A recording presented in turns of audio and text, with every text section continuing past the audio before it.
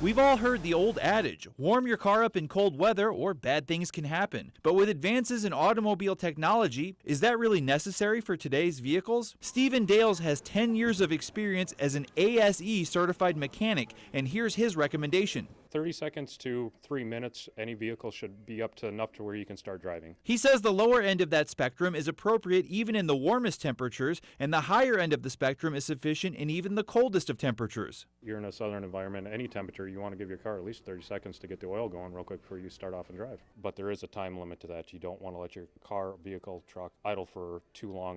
What can happen if you don't warm your car up at all? You could have catastrophic failure of multiple components because they don't have the oil to do their job. You need to get the lubrication where it needs to in the engine for drivability. And what happens if you warm your car up for too long? Idling too long in a cold enough temperature, you're burning too much fuel. I mean, you're losing money by letting your car idle in your driveway.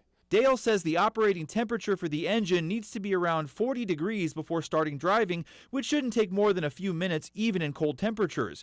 As a reference point, the engine is typically around 80 to 100 degrees by the time the temperature gauge needle is just starting to budge. Dale says many people idle their cars for too long simply out of tradition that came from a time when cars were built with carburetors and didn't come with fuel injection systems. With a fuel injection, it regulates the air fuel. It doesn't need to be quote-unquote idled as long as a carburetor needed to be back in the 70s where people would idle them for 5, 10, 15 minutes.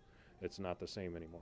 Dale says many people warm their cars up not for the sake of the engine, but for the interior heat of the vehicle. But he suggests if you can simply put on a hat, coat, and gloves, you can start driving sooner, which means your car will warm up faster and you'll save fuel.